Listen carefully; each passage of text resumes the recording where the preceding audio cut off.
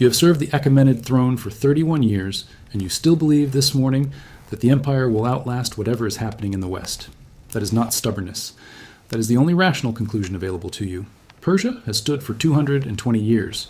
Persia has absorbed the Babylonians, the Egyptians, the Lydians, the Scythians.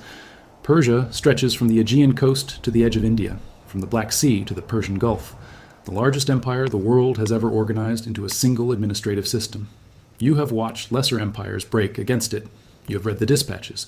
You know that the Macedonian boy crossed the Hellespont with 40,000 men, which is a number that sounds large until you remember that Persia has conscripted armies of 200,000 without straining. You know he won at Granicus. You know he won at Issus. You have told yourself, and believed it, that the losses were failures of generals, failures of terrain, failures of the moment, not failures of Persia itself.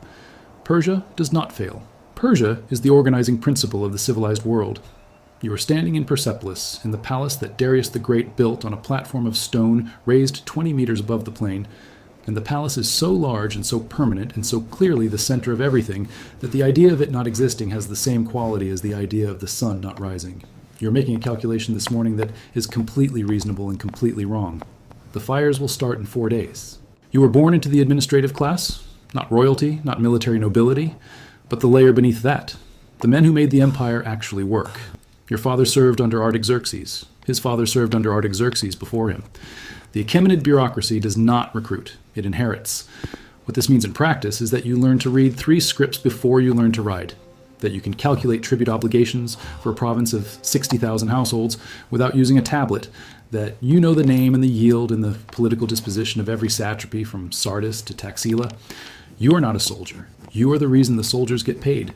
You are the reason the roads are maintained and the grain moves from surplus provinces to deficit provinces without anyone starving in a way that would require a military response. You are, if you were being precise about it, the actual machinery of Persia, the part that has been running so long and so smoothly that everyone above you has forgotten you are a part at all. This will matter later, not in the way you would hope. The palace at Persepolis is not a place where people live, exactly. It is a place where the world comes to acknowledge that Persia is the world. The Epidana audience hall can hold 10,000 people. The columns are 20 meters tall, and they are still standing straight after 150 years because the men who built them understood stone the way you understand numbers. Every spring, the delegations come.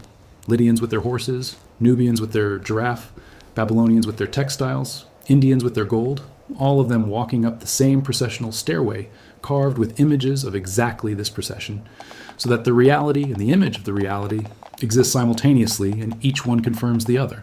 You have stood on that stairway every spring for 17 years. You have watched the delegations come, and you have felt, without naming it, the specific satisfaction of a system that believes in itself so completely that it has built its own reflection in stone. Empires that carve themselves in stone believe they are permanent. This is not a mistake of arrogance. It is simply what an empire feels like from the inside. There's a specific kind of silence that fills an administrative building when the news from the front is bad. Not the silence of absence, the silence of people choosing, in unspoken coordination, not to say what they all know. You have worked inside that silence twice before in your career. Once when Artaxerxes III died and no one knew yet who would emerge from the succession. Once when the Western satrapies reported simultaneous grain failures in the same season. Both times, the silence lasted days. Both times, the machinery continued. Tribute was calculated, dispatches were sent, the royal road kept moving because the royal road is larger than any single crisis and always has been. You moved through those silences the way you always moved, with your head down, with your calculations correct, with the specific competence that is the only armor a man in your position actually has. You believed the silence would end this time the same way it ended the other times. You were wrong, but you had no instrument available to you that could have told you that. You heard about Gaugamela 41 days after it happened. The messenger arrived at dawn, which is when bad news tends to arrive. Early enough to ruin the entire day, late enough that it has already traveled far.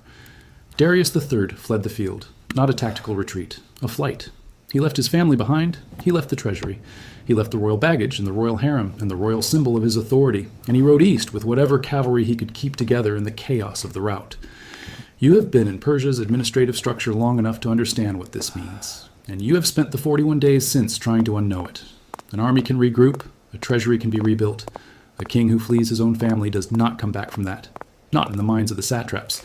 Not in the stories that travel the royal road faster than any official dispatch. You did not say this to anyone. You made the calculations that were asked of you. You ate your meals. You slept. Every morning you woke up, and the palace was still there, and the columns were still 20 meters tall, and you told yourself that the structure was the thing that mattered, not the man at the top of it. You were not wrong about the structure. You were wrong about who was going to inherit it.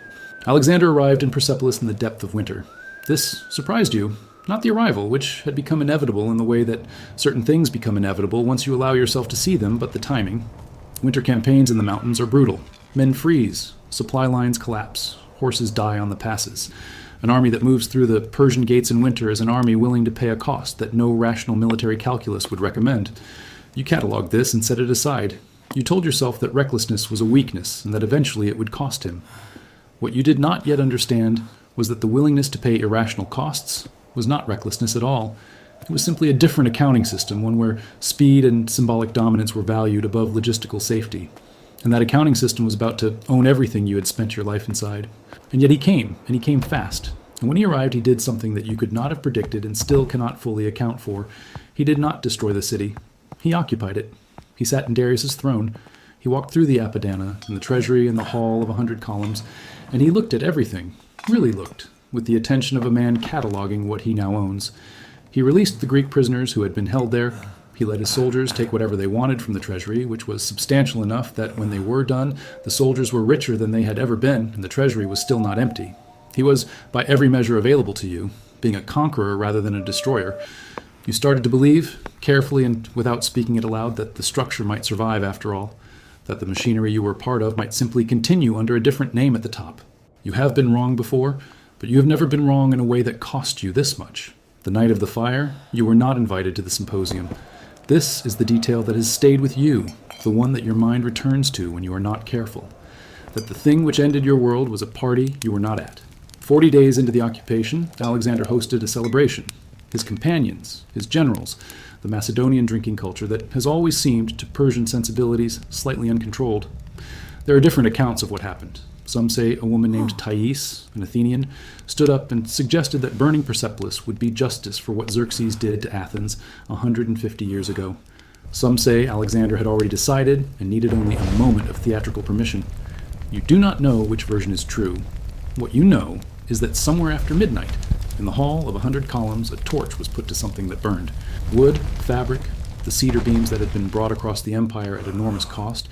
It doesn't matter what caught first. What matters is that fire, once it finds a palace that size, does not stop being interested in it. You smelled it before you saw it. You woke to smoke coming through the window, and you went onto the terrace, and you stood there in the cold mountain air, watching the building that had organized your understanding of the world for 31 years turn orange against the dark. The columns were still standing. For a long time, long after everything else was gone, the columns were still standing.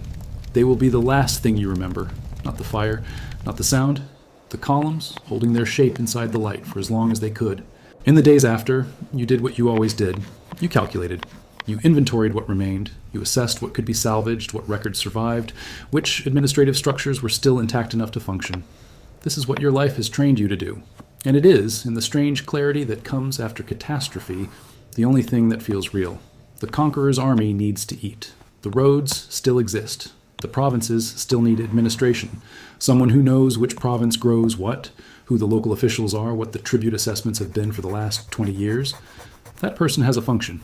You told yourself this in the first days. You told yourself that function was enough. You told yourself that being necessary to the new order was a form of continuity, that the work itself was the thing that mattered and not the name of the authority that commissioned it. You were trying to make survival feel like something other than survival. It is harder than it sounds. Every tablet you pick up carries the seal of a throne that no longer exists. Every calculation you complete feeds a system that is being renamed around you. You're doing the same work with different hands above you, and the work feels the same in your fingers and completely wrong in your chest. You discovered, slowly and without comfort, that being useful to an empire is not the same as belonging to one. Alexander kept the administrative structure. He kept the records. He kept, in certain specific ways, the men who knew how to make the machinery work. He did not keep Persia. He absorbed it the way Persia had absorbed so many others before it, and what came out the other side was something new that wore the old systems like a garment. You're still employed. You're no longer home. These are not the same thing, and no one you work for seems to understand why the difference matters. There's a moment, some weeks later, when you walk past the platform. The stone is still there. The columns are still standing, or most of them. Stone does not burn the way wood does, and Darius built his platform to last longer than any single king's ambition. You stand at the base of the processional stairway, and you look at the carvings. The Lydians with their horses, the Nubians with their giraffe, the Babylonians with their textiles, still walking up the stairs in the stone, still bringing tribute to a throne that no longer exists. The image outlasted the reality. The reflection survived the thing it reflected. You stay there longer than makes sense. You're trying to understand something about permanence that keeps sliding away from you every time you get close to it. Empires carve themselves in stone because they believe they are permanent. And they are. The stone is permanent. The empire is not. These are not the same thing either. You think about your father. He served this empire for 40 years, and he died believing it would outlast everyone in the room when he died, including you.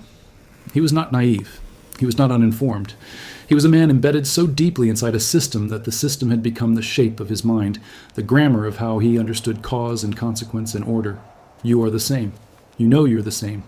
And standing at the base of the staircase with the carved delegates, still processing toward nothing, you understand for the first time that this is not a failure of intelligence. It is simply what it feels like to be fully inside a world. You cannot see the edges of the world you are inside. No one can. The Roman senator who does not know the empire ends tonight is not stupid. The Templar who sleeps without fear on the last night before the arrests is not naive. They are inside. You were inside.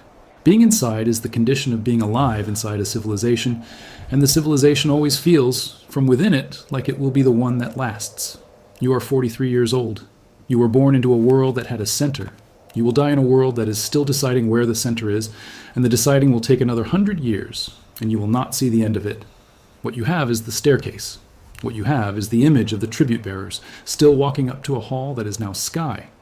What you have is 31 years of knowing exactly how the system worked, which is a form of knowledge that has no obvious home now. But you carry it. You carry it because it is what you are. And because somewhere, in the part of you that has not yet finished grieving, you believe that a man who understands how a thing worked is closer to it than a man who only saw it burn.